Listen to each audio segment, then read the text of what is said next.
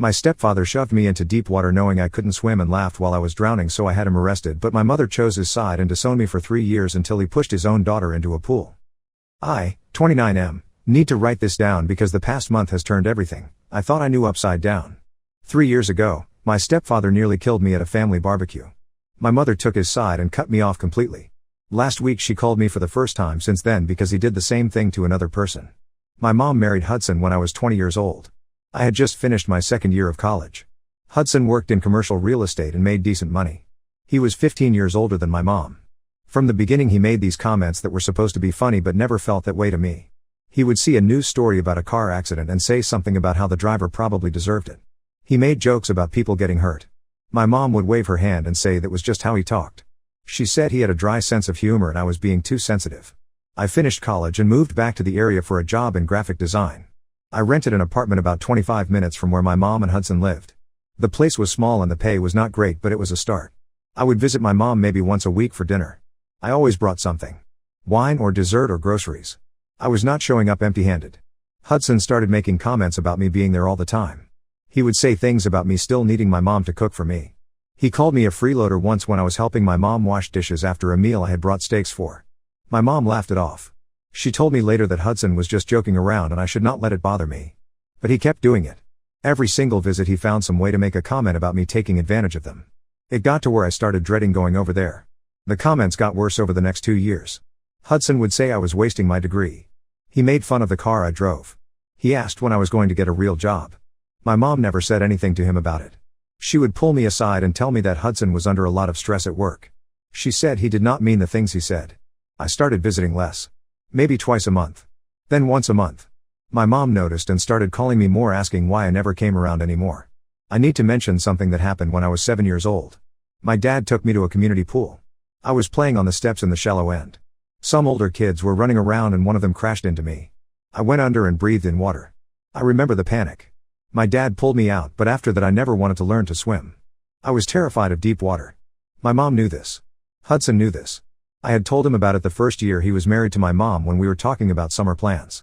The 4th of July 3 years ago my mom invited me to a barbecue at their house. They had moved into a bigger place the year before. It was called Meadowbrook Estates or something like that. The house had a pool in the back. My mom said it would be nice to see me and there would be about 20 people there. Neighbors and some of her friends. I said yes because I had not seen her in over a month. I got there around 2 in the afternoon. Hudson was already drinking. He had a cooler full of beer next to the grill. He made a comment about me finally showing up and asked if I was planning to eat all their food. I ignored him and went to help my mom set up chairs. There were people I did not know. Neighbors from down the street. A woman named Hattie who worked with my mom. A couple who lived next door. By 5:00 Hudson was very drunk. He was louder than usual.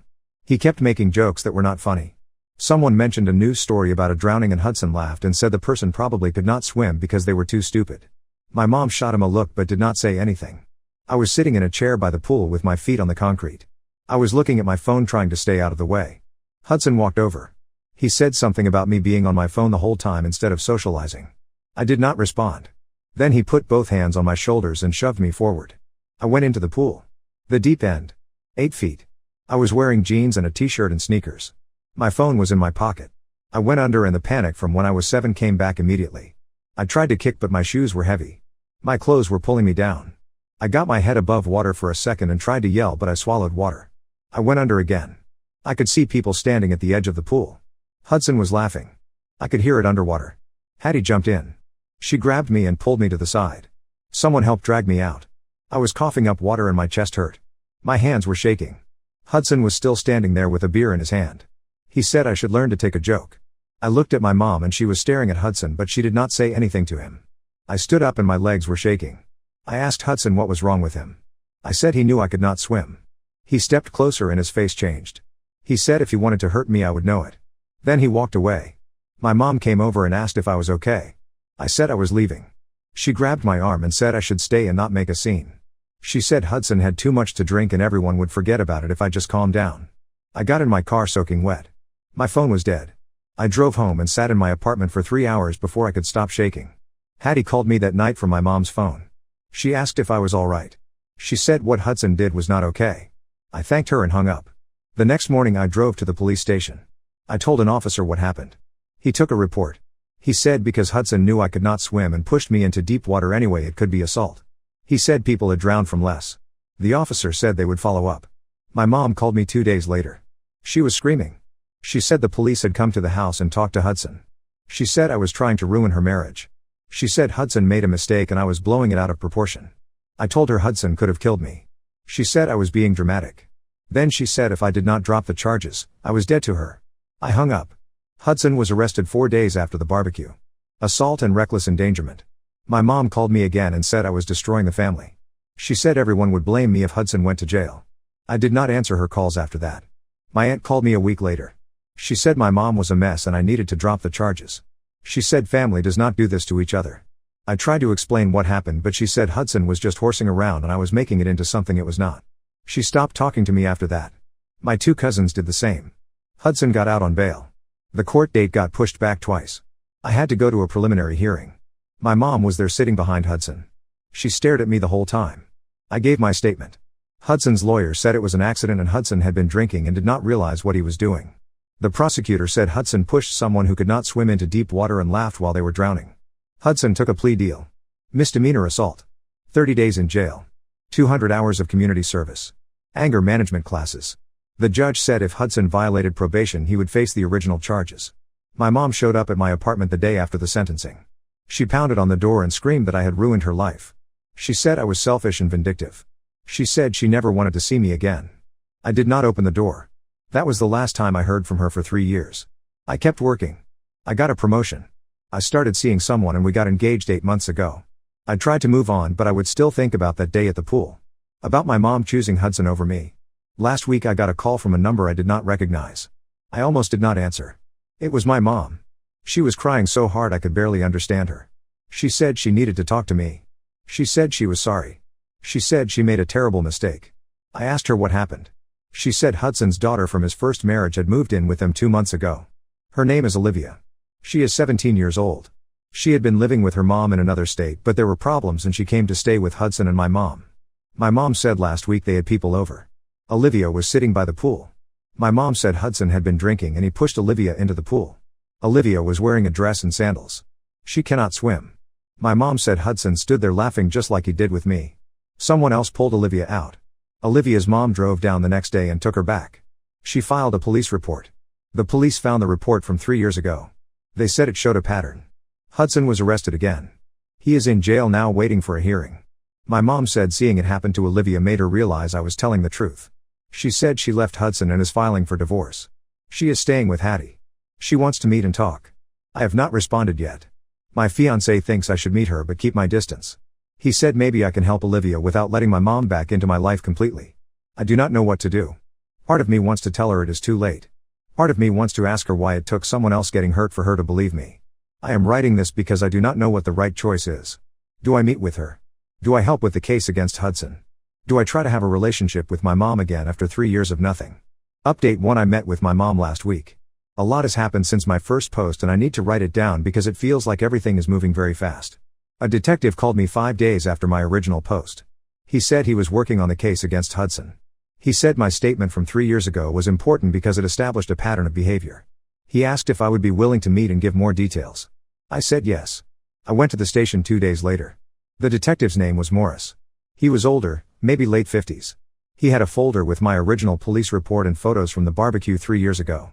Someone had taken pictures that day and Hattie had given them to the police back then. There were photos of me sitting by the pool before it happened. Photos of me after Hattie pulled me out. I was soaking wet and my face looked white. Detective Morris asked me to go through everything again. I told him the whole story. He asked specific questions about Hudson's comments before he pushed me. He asked if Hudson had ever done anything physical before that day. I said no, but the comments had been going on for 2 years. Morris wrote everything down. He said Hudson's lawyer was trying to say the incident with Olivia was an accident but my case showed it was something Hudson had done before. After I finished, Morris said Olivia's mom wanted to talk to me if I was willing. He gave me her number. Her name is Bryn. I called her that night. Bryn answered on the second ring. She thanked me for talking to the police. She said Olivia had not been the same since it happened. She said Olivia barely left her room and did not want to talk about it. Bryn said when the police told her about what Hudson did to me 3 years ago she realized Hudson was dangerous. She said she never would have let Olivia stay with him if she had known. I asked Bryn how Olivia was doing. She said Olivia was seeing someone to talk about what happened. She said Olivia felt like it was her fault. I told Bryn it was not Olivia's fault and Hudson had done the same thing to me. Bryn asked if I would be willing to talk to Olivia. She said it might help Olivia to hear from someone else who went through it. I said I would think about it. My mom kept calling. I finally answered 3 days after I talked to Bryn. My mom asked if we could meet for coffee. I said yes. We met at a place halfway between where I lived and where Hattie lived. My mom looked different. She had lost weight. Her hair was shorter and grayer than I remembered. She was wearing clothes I had never seen before. She sat down across from me and started crying before she even said anything. She said she was sorry. She said she should have believed me 3 years ago. She said she was wrong to choose Hudson over me. I did not say anything. I just let her talk. She said living with Hudson had been harder than she let anyone know. She said after I stopped coming around, Hudson got worse. He would criticize everything she did. He controlled the money. He made her ask permission to see her friends. She said she felt trapped but kept telling herself it was fine because Hudson was just stressed. When Olivia moved in, my mom said Hudson changed again. He was nice to Olivia at first, but then he started making comments. He said Olivia was lazy. He said she was not grateful enough for them letting her stay there. My mom said it reminded her of how Hudson talked about me, but she pushed the thought away. The day Hudson pushed Olivia into the pool, my mom said something broke inside her. She said watching Olivia come up out of the water gasping and crying and seeing Hudson laugh, she suddenly remembered me 3 years ago. She said it was like everything she had been telling herself fell apart at once. After Olivia's mom came and got her, my mom said she packed a bag and went to Hattie's house. She said Hattie did not say I told you so. Hattie just let her stay. My mom filed for divorce 4 days later. Hudson called her from jail and screamed at her. He said she was abandoning him after everything he did for her. My mom said she hung up and blocked his number. I asked her the question I had been thinking about for 3 weeks. I asked why it took Olivia getting hurt for her to believe me. My mom looked down at her coffee. She said she did not have a good answer.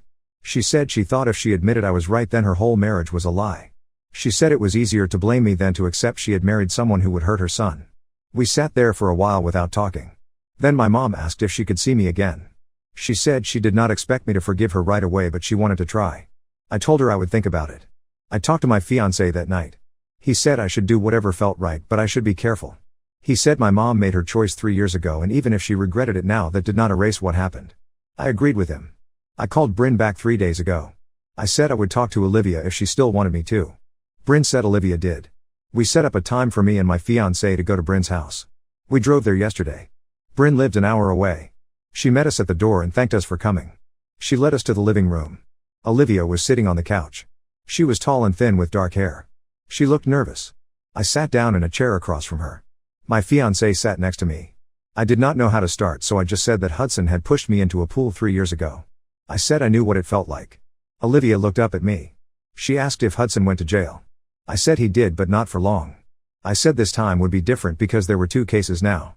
Olivia asked if I was scared of water now. I said yes. I said I had not been near a pool since that day. She nodded. She said she had nightmares about drowning. She said her mom kept telling her it was not her fault, but she felt like she did something wrong.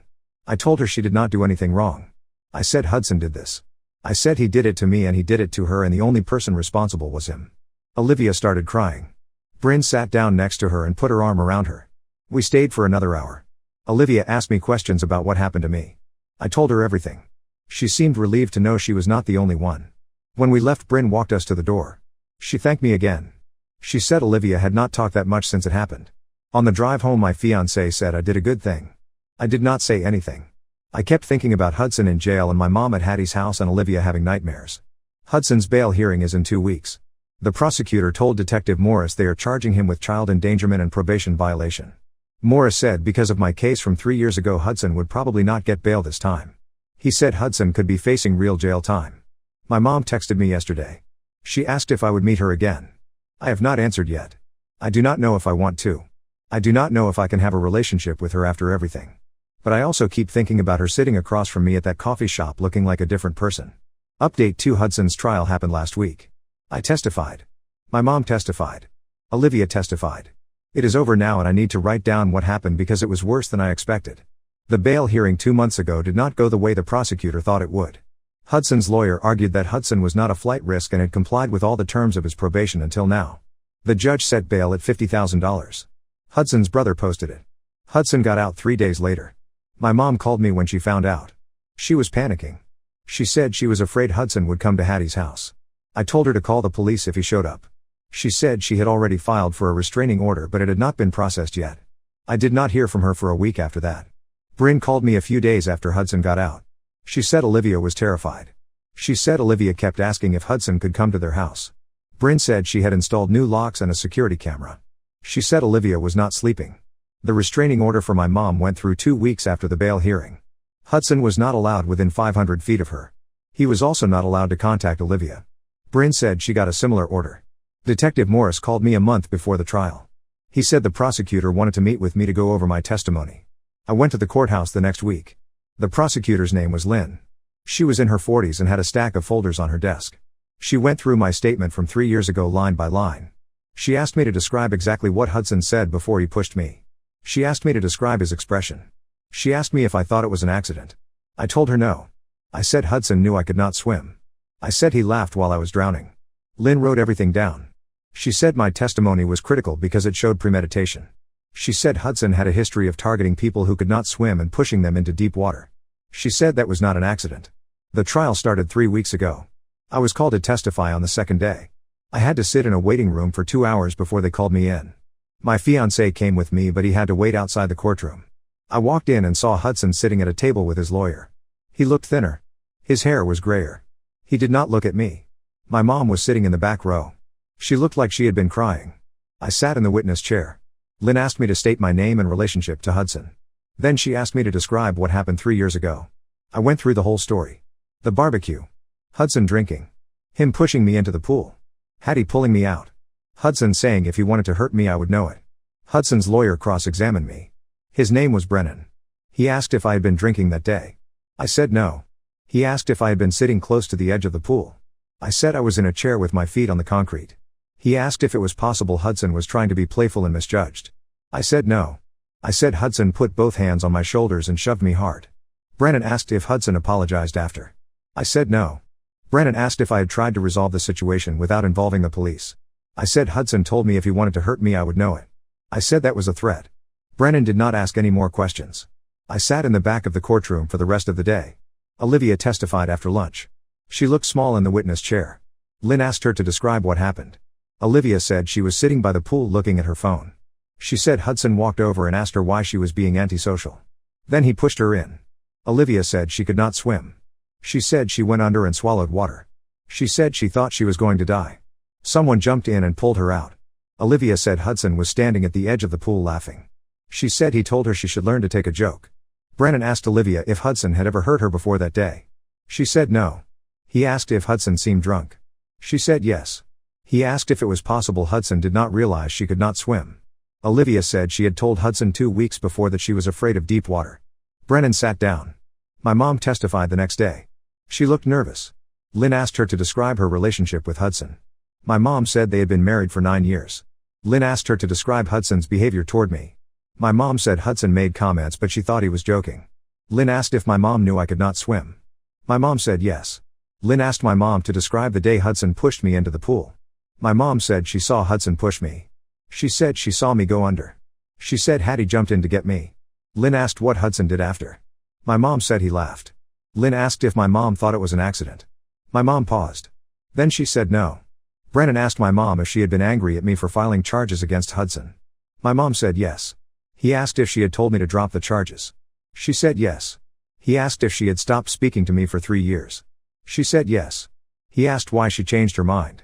My mom said because she saw Hudson do the same thing to Olivia. The trial lasted 4 more days. There were other witnesses.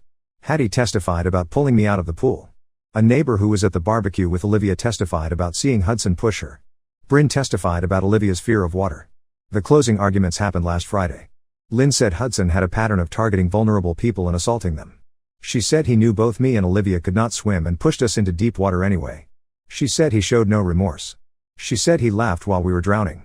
Brennan said the prosecution was making Hudson out to be a monster when he was just someone who made mistakes while drinking. He said there was no proof Hudson intended to hurt anyone.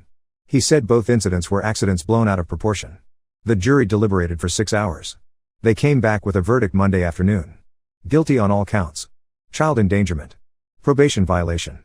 Assault. Sentencing is in 3 weeks. Lynn said Hudson is facing up to 5 years. She said with his prior conviction and the probation violation he would probably get close to the maximum. My mom tried to talk to me after the verdict. I walked past her. I do not know what she wanted to say and I did not want to hear it. Update 3: Hudson was sentenced yesterday. 4 years in prison. No early release. He will be on probation for 5 years after he gets out. He is not allowed to contact me or Olivia or my mom during that time.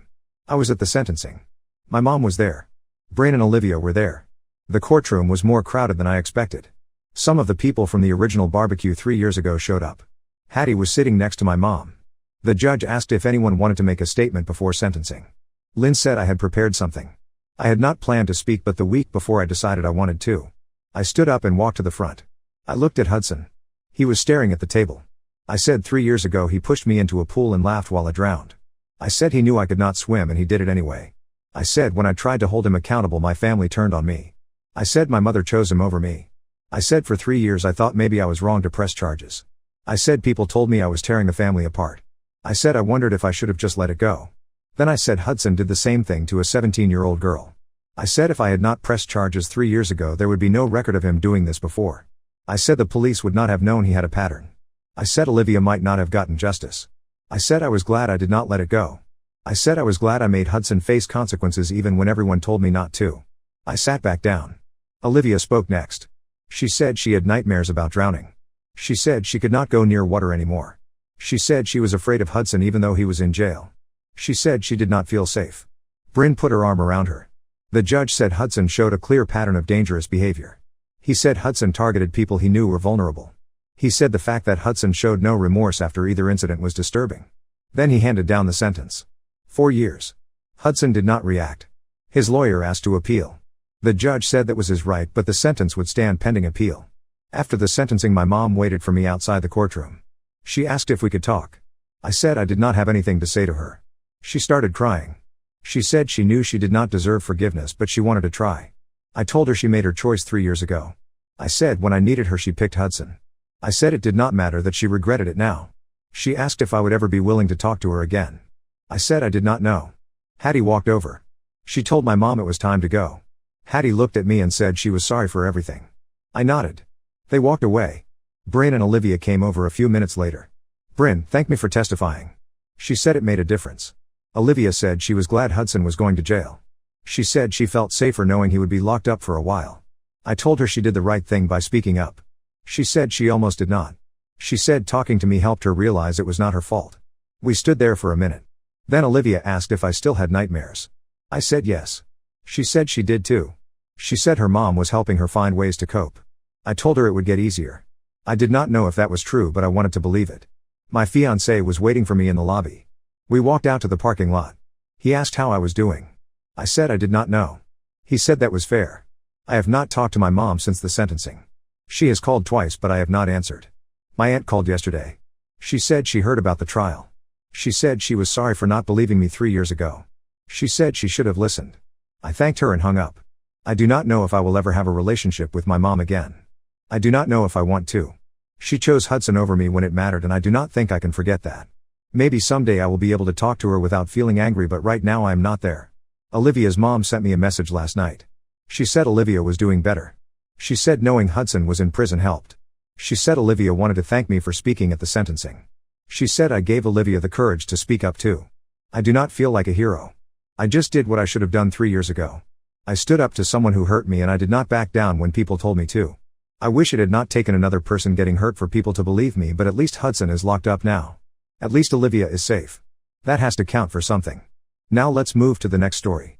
Story 2. My best friend begged me to lie to her ex-boyfriend so she could confront him about cheating, but when I refused she turned into a complete psycho who ruined her own career and lost everything. I became friends with Lawson, 29M, and Elena, 27F, about 4 years ago when they moved to my city for work.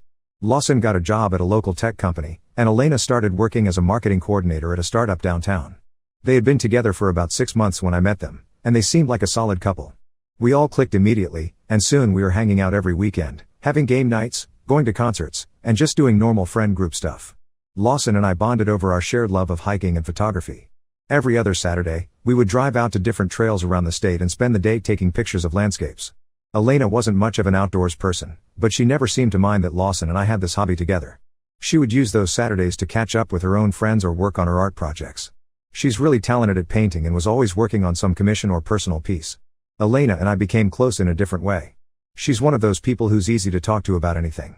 When I was going through a rough patch with my job last year, she was the one who helped me update my resume and practice for interviews. When she was stressed about her family drama back home, I was the person she called to vent. We had this comfortable friendship where we could be completely honest with each other. About 2 years into our friendship, Lawson decided to go back to school to get his MBA.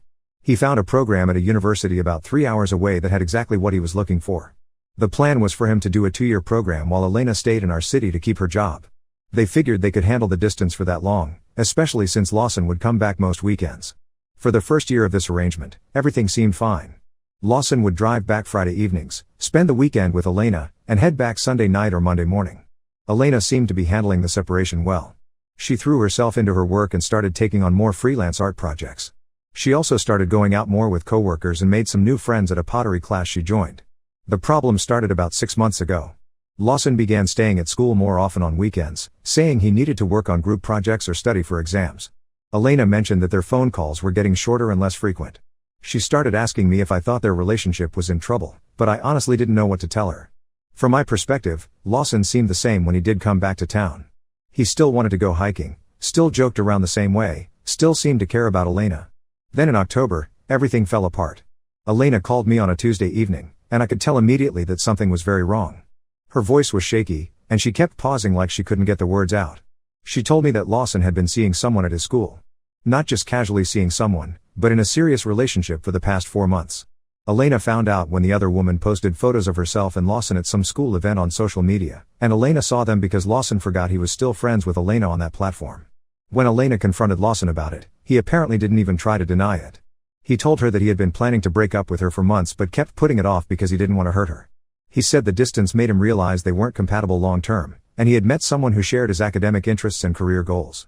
He also said some pretty harsh things about how Elena's art hobby wasn't a real career and how she never seemed interested in discussing his business school projects with him.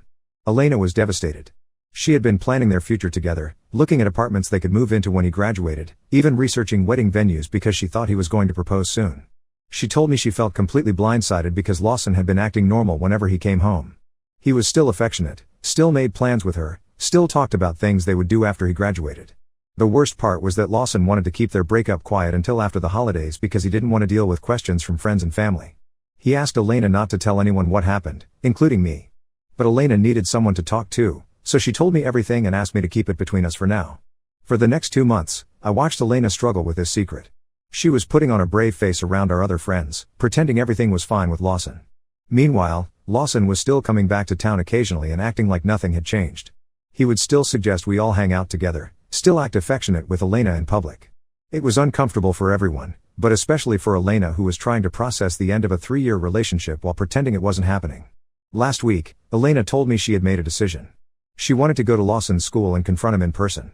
She felt like their breakup conversation over the phone hadn't given her the closure she needed. She wanted to tell him how his deception had affected her and get some real answers about why he handled things the way he did. The problem was that Lawson had made it clear he didn't want to see her. When she suggested meeting up during his winter break, he said he would be too busy with family obligations. When she asked if she could visit him at school, he said it would be too awkward because of his new girlfriend. Elena felt like he was avoiding her and preventing her from getting the closure she deserved. Elena's plan was to drive to his school on a Friday afternoon and wait for him outside his favorite coffee shop near campus.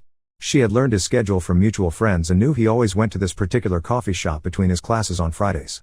She wanted to approach him there and ask if they could talk privately for just a few minutes. But then Elena asked me to help with her plan, and that's where my dilemma started. She wanted me to call Lawson that Friday morning and ask him to meet me at that same coffee shop. She said if I told him I was visiting the area for work and wanted to catch up, he would definitely agree to meet me there. Then when he showed up expecting to see me, Elena would be there instead. Elena's reasoning was that this was the only way she could get Lawson to agree to see her. She said she just needed 10 minutes to say what she needed to say, and then she would leave him alone forever. She pointed out that the coffee shop was a public place, so it wasn't like she was planning to corner him somewhere private or unsafe. I told Elena I wasn't comfortable with this plan.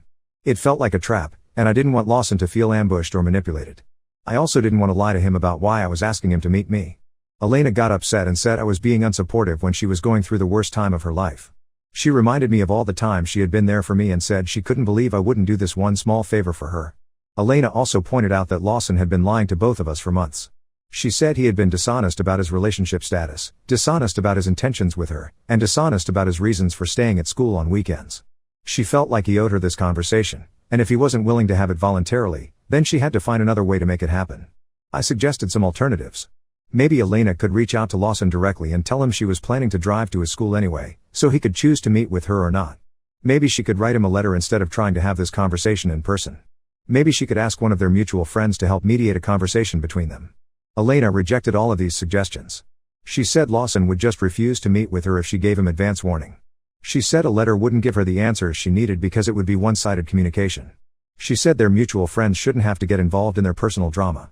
After going back and forth about this for several days, I finally told Elena that I wouldn't help her with this plan. I explained that I cared about her and wanted her to get closure, but I didn't think tricking Lawson into meeting her was the right way to go about it. I said I was worried it would backfire and make him even less willing to communicate with her in the future. Elena accused me of taking Lawson's side and choosing him over her. She said I was being a bad friend and that I clearly didn't understand what she was going through.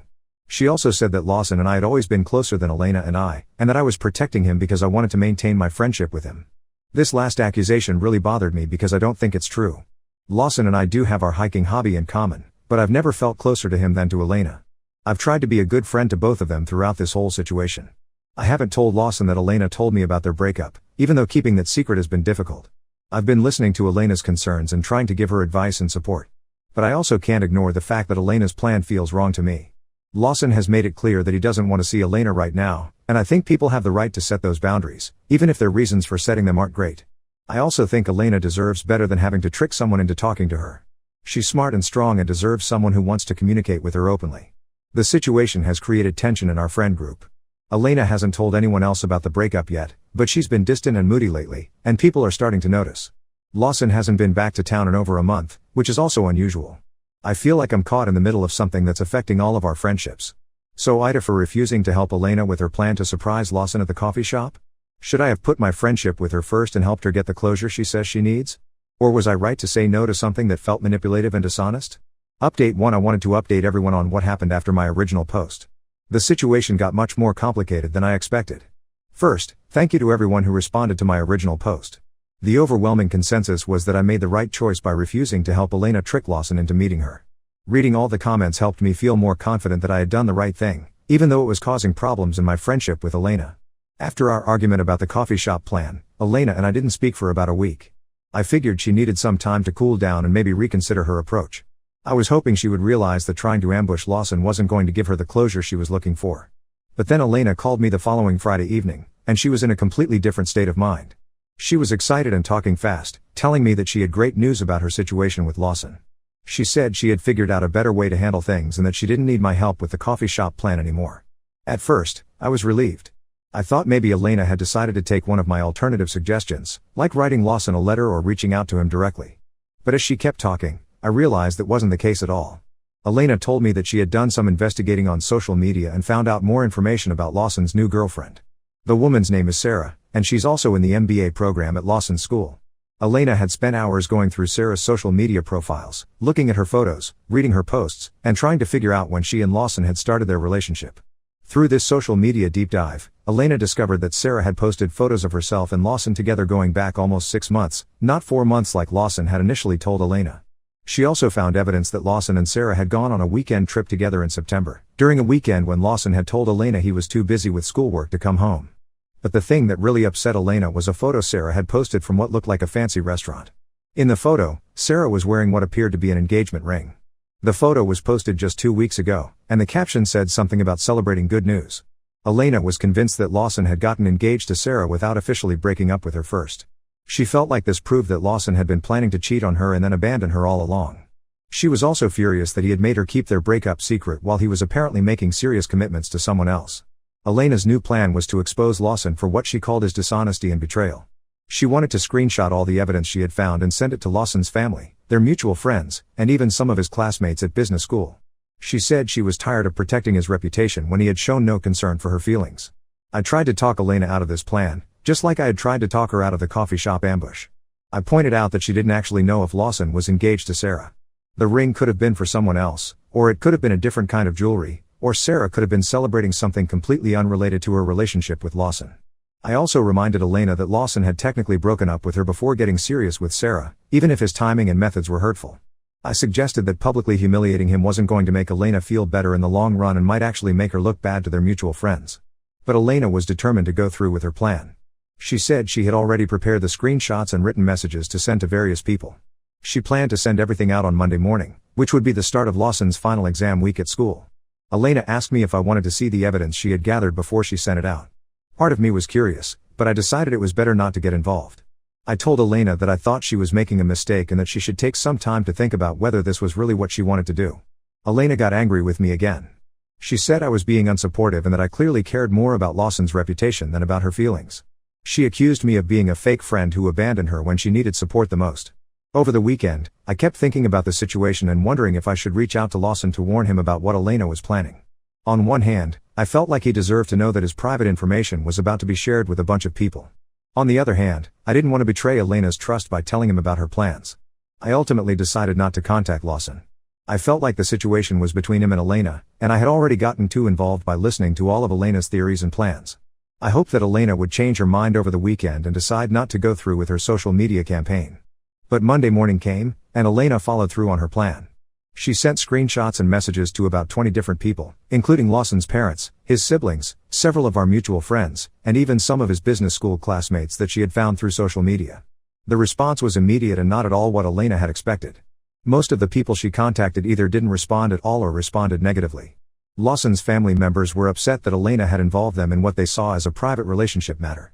Our mutual friends were confused and uncomfortable, especially since many of them hadn't even known that Lawson and Elena had broken up. But the worst response came from Lawson himself. He called Elena that Monday afternoon, and he was angrier than she had ever heard him. He told her that her messages had embarrassed him in front of his classmates and professors, and that she had potentially damaged his professional reputation by involving people from his school. Lawson also revealed some information that Elena hadn't expected. He said that he and Sarah were not engaged, and that the ring Elena had seen in the photo belonged to Sarah's sister, who had gotten engaged recently. He said Elena had completely misinterpreted the social media posts and had created a false narrative based on assumptions and speculation. More importantly, Lawson told Elena that he had actually been planning to reach out to her after his exams were finished.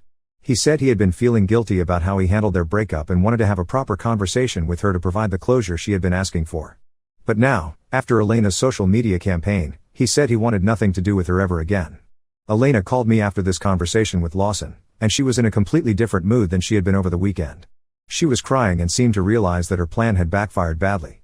She kept saying that she had made a huge mistake and that she had probably ruined any chance of getting closure with Lawson. Elena asked if I thought there was any way to fix the situation. She wondered if she should apologize to everyone she had contacted and try to explain that she had misunderstood the social media posts. She also wondered if I could reach out to Lawson on her behalf and ask him to reconsider having a conversation with her. I told Elena that I thought she should apologize to the people she had contacted, especially Lawson's family members who had been dragged into the situation unnecessarily. But I also told her that I didn't think it was a good idea for me to contact Lawson on her behalf. I felt like that would be overstepping my boundaries as a friend to both of them. The situation has created a lot of tension in our friend group. Some people are taking Elena's side and saying that Lawson handled the original breakup poorly, which justified Elena's reaction. Other people are taking Lawson's side and saying that Elena's social media campaign was inappropriate and vindictive. As for my relationship with both Elena and Lawson, things are strained. Elena is hurt that I won't advocate for her with Lawson, and she feels like I'm not being supportive enough during this difficult time. I haven't heard from Lawson directly, but I have a feeling he might be upset with me for not warning him about Elena's plans. I'm starting to wonder if I should have handled this whole situation differently from the beginning. Maybe I should have refused to keep Elena's secret about the breakup. Maybe I should have encouraged her to tell our mutual friends what was happening so she could get support from more people. Maybe I should have been more direct with her about how her plan seemed vindictive rather than just trying to suggest alternatives. The whole situation has made me think about what it means to be a good friend when two people you care about are in conflict with each other. I thought I was doing the right thing by trying to stay neutral and support both Elena and Lawson, but now I'm wondering if that approach just made things worse for everyone involved. Update 2. Another update on this mess, and unfortunately things have gotten even more complicated. After my last update, Elena did end up apologizing to most of the people she had contacted with her screenshots and accusations. She sent individual messages to Lawson's family members explaining that she had misunderstood some social media posts and that she was sorry for involving them in her personal drama. She also reached out to our mutual friends to clarify what had actually happened between her and Lawson. Most people were understanding about Elena's apology, especially once they learned the full context of her breakup with Lawson. His family members were still uncomfortable with being dragged into the situation, but they seemed to accept that Elena had been acting out of hurt and confusion rather than malicious intent. Elena also tried to apologize to Lawson directly, but he wouldn't take her calls or respond to her messages. She asked several of our mutual friends to reach out to him on her behalf, but Lawson made it clear that he didn't want any contact with Elena and didn't want to discuss their relationship with anyone else. For a few weeks, it seemed like the situation was settling down. Elena was still upset about how things had ended with Lawson, but she seemed to be accepting that there wasn't going to be any closure or final conversation between them. She started focusing more on her work and her art projects, and she seemed to be moving forward with her life. But then something happened that changed everything again. About 3 weeks ago, Elena got a phone call from a woman named Jessica who said she was Sarah's roommate at business school. Jessica told Elena that she had some information about Lawson and Sarah's relationship that Elena might want to know about. According to Jessica, Lawson had been talking to Sarah about Elena in ways that were pretty hurtful.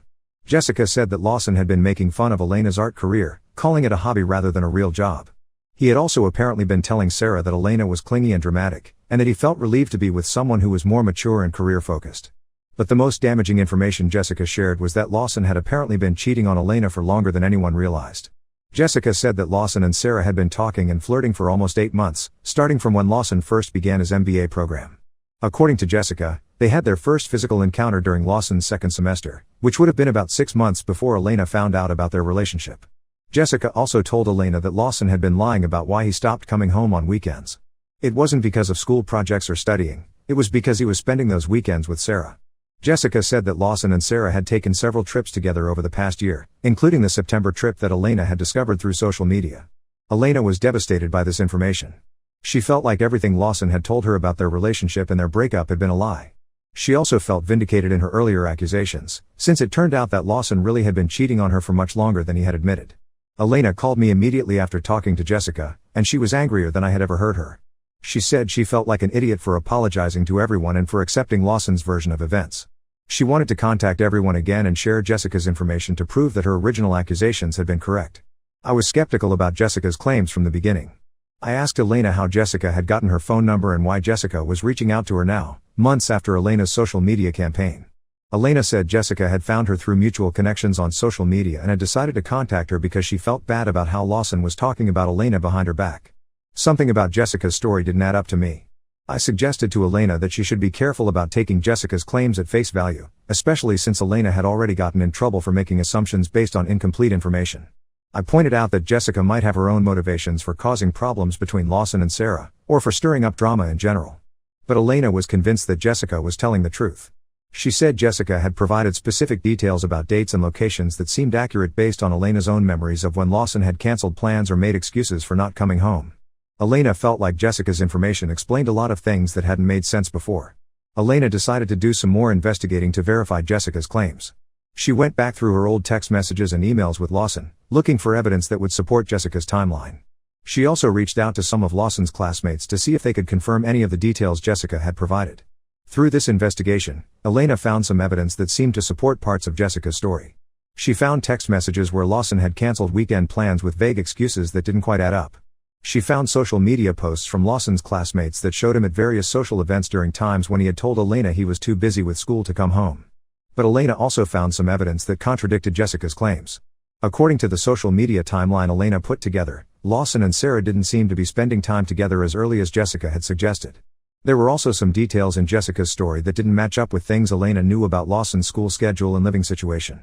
Despite these inconsistencies, Elena was determined to confront Lawson with Jessica's information.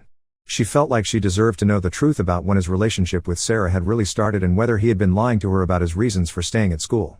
Elena tried calling Lawson directly, but he still wouldn't take her calls. She then tried contacting Sarah through social media, asking if they could have a conversation about Lawson. Sarah didn't respond to Elena's messages, but she apparently told Lawson that Elena was trying to contact her. Lawson finally called Elena back, but only to tell her to stop trying to contact him and Sarah. He said that Elena's continued attempts to insert herself into his life were becoming harassment, and that he was considering getting a restraining order if she didn't leave them alone. Elena told Lawson about Jessica's claims and asked him to confirm or deny the timeline Jessica had provided.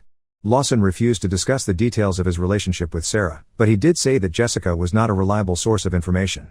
He said Jessica had her own issues with Sarah and was probably trying to cause problems in their relationship. Lawson also told Elena something that she hadn't expected to hear. He said that Sarah had been receiving anonymous messages and phone calls from someone who claimed to be Elena's friend. These messages contained personal information about Sarah's family and academic history, and they seemed designed to intimidate or upset her. Elena was shocked by this information because she had never asked anyone to contact Sarah on her behalf. She told Lawson that she had no idea who might be sending these messages, and that she didn't approve of anyone harassing Sarah. But Lawson didn't believe Elena's denial. He said that the messages had started shortly after Elena's original social media campaign, and that they contained information that could only have come from Elena or someone working with her. He accused Elena of orchestrating a harassment campaign against Sarah and said that this was the real reason he wanted nothing to do with her. After this conversation, Elena was more confused and upset than ever.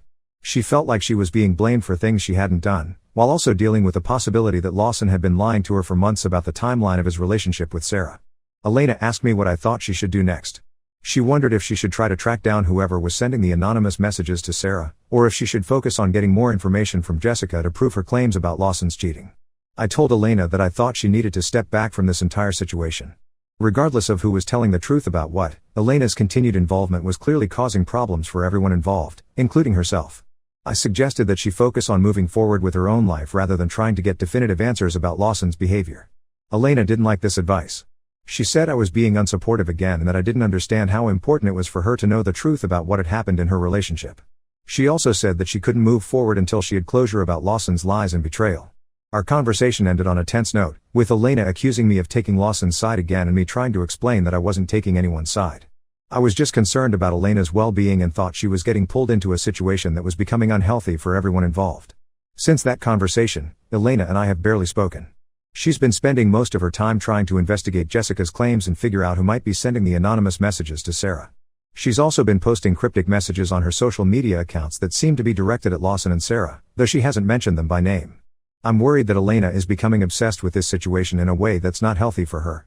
She seems to be spending all her time thinking about Lawson and Sarah rather than focusing on her own life and goals. She's also alienating friends and family members who are getting tired of hearing about her relationship drama. At this point, I'm not sure what to do. I care about Elena and want to be supportive, but I also think her behavior is becoming problematic. I'm starting to wonder if I should distance myself from this situation entirely, even if it means ending my friendship with Elena. Update 3: This will be my final update on this situation, and it's not a happy ending. After my last post, things continued to spiral downward for Elena. She became increasingly obsessed with proving that Lawson had cheated on her and that Jessica's information was accurate. She spent hours every day going through social media posts, analyzing timestamps, and trying to piece together a timeline of Lawson and Sarah's relationship. Elena also became convinced that I was secretly in contact with Lawson and feeding him information about her investigation. She accused me of being disloyal and said I'd chosen Lawson over her from the beginning. No matter how many times I explained that I hadn't spoken to Lawson since before her original social media campaign, Elena refused to believe me. The situation reached a breaking point about 6 weeks ago when Elena showed up at my apartment unannounced on a Saturday morning. She had printed out dozens of screenshots and documents, and she wanted to go through all of her evidence with me to prove that Lawson had been lying about everything. Elena spread all of these papers across my kitchen table and started explaining her theories about when Lawson and Sarah had really started their relationship. She had created a detailed timeline with dates, locations, and social media posts. She had also printed out what she claimed were screenshots of text messages between Jessica and her, though I noticed that these messages looked different from normal text message formatting. As Elena was going through her evidence, I realized that some of her information didn't make sense. She was claiming that Lawson had been at certain events on dates when I remembered him being in our city with us. She also had screenshots of social media posts that supposedly proved Lawson and Sarah were together at times when I was pretty sure Sarah had been posting about being in her hometown with her family. When I pointed out these inconsistencies, Elena got defensive and angry. She accused me of deliberately trying to poke holes in her evidence because I didn't want her to expose Lawson's lies. She said I had never been a real friend to her and that I had been secretly judging her throughout this entire situation. Elena's behavior that morning was unlike anything I had seen from her before. She was talking rapidly, jumping from topic to topic, and becoming increasingly agitated when I asked questions about her evidence. She also mentioned that she had been staying up until 3 or 4 in the morning most nights, working on her investigation. I suggested to Elena that she might want to take a break from researching Lawson and Sarah and focus on taking care of herself. I pointed out that she seemed exhausted and stressed, and that this situation was taking over her entire life. Elena responded by accusing me of trying to sabotage her investigation. She said I was probably in contact with Lawson and warning him about what she was discovering. She also said that I had never supported her through this difficult time and that I was a terrible friend. At that point, I realized that Elena was not in a good place mentally and that I couldn't continue to be involved in her obsession with Lawson and Sarah. I told Elena that I cared about her but that I couldn't keep listening to theories and accusations that seemed to be based on misinterpretation and speculation. Elena gathered up all of her papers and left my apartment, but not before telling me that I would regret not supporting her when she proved that Lawson was a liar and a cheater. She said I was just as bad as Lawson for abandoning her when she needed help the most. Over the next few weeks, I heard from mutual friends that Elena was continuing her investigation and making increasingly wild claims about Lawson and Sarah. She was telling people that Lawson had been cheating on her from the very beginning of their relationship, and that Sarah was part of an elaborate scheme to steal Lawson away from her. Elena also started claiming that Lawson and Sarah were working together to harass her through anonymous messages and social media accounts. She said they were trying to make her look crazy so that people wouldn't believe her accusations against Lawson. Our mutual friends were becoming uncomfortable with Elena's behavior and the conspiracy theories she was developing. Some people tried to be supportive and listen to her concerns, but others started distancing themselves from her because her story seemed increasingly unbelievable. About 3 weeks ago, I heard from Elena's sister that Elena had been fired from her job. Apparently, Elena had been spending work hours researching Lawson and Sarah on social media, and she had also been talking to coworkers about her relationship drama in ways that made people uncomfortable. Elena's sister asked if I knew what was going on with Elena because the family was worried about her mental health and her behavior. I explained some of the situation, though I tried to be vague about the details since I didn't want to betray Elena's privacy. Elena's sister told me that the family was considering staging an intervention because Elena seemed to be living in a fantasy world where Lawson and Sarah were actively plotting against her. Elena had apparently convinced herself that they were monitoring her social media accounts, following her around town, and trying to sabotage her art career. Last week, I found out that Elena had created fake social media accounts to contact Lawson's family members and business school classmates with what she claimed was evidence of Lawson's cheating and lying. She had been sending these people long, rambling messages that contained wild accusations and conspiracy theories. Lawson apparently contacted the police about Elena's behavior, and they advised him to document all of her attempts to contact him and his family. They also suggested that he might want to consider getting a restraining order if Elena's behavior continued. I haven't heard from Elena directly in over a month, but I know from mutual friends that she moved back to her hometown to live with her parents. Her family was apparently concerned about her ability to take care of herself and wanted her to be closer to them during this difficult time. Elena's art career has suffered significantly because of her obsession with Lawson and Sarah. She lost her job, stopped taking on freelance projects, and alienated several clients with her erratic behavior and communication. As far as I know, Lawson completed his MBA program and is now working at a consulting firm in another state. He and Sarah are apparently still together, though they've both made their social media accounts private because of Elena's continued attempts to monitor them. Looking back on this entire situation, I think Elena's mental health was more fragile than any of us realized. The breakup with Lawson was certainly painful and poorly handled, but Elena's response went far beyond normal heartbreak or anger. She became convinced that she was the victim of an elaborate deception and conspiracy, and she lost the ability to distinguish between reality and her own theories. I feel guilty about how things turned out because I wonder if I could have done more to help Elena get professional support earlier in the process. I also wonder if I should have been more direct with her about how her behavior was becoming concerning, rather than trying to stay neutral and supportive.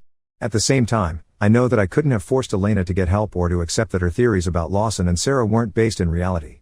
Elena made her own choices throughout this situation, and those choices ultimately led to the destruction of her relationships, her career, and her mental health.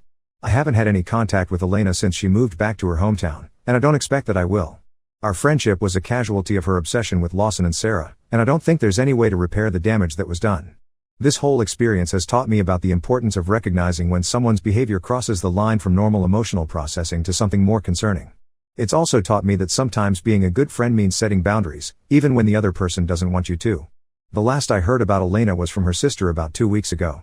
Elena had apparently been in and out of treatment programs and was slowly starting to stabilize, though she was still living with her parents and hadn't returned to work. Her sister said Elena had finally stopped talking about Lawson and Sarah obsessively, which was a positive sign for her recovery. Elena's sister also mentioned that Elena had asked about me and whether I might be open to reconnecting in the future. I told her sister that I wished Elena well but that I wasn't ready for any kind of contact right now. Too much damage had been done to our friendship, and I needed to protect my own mental health and peace of mind.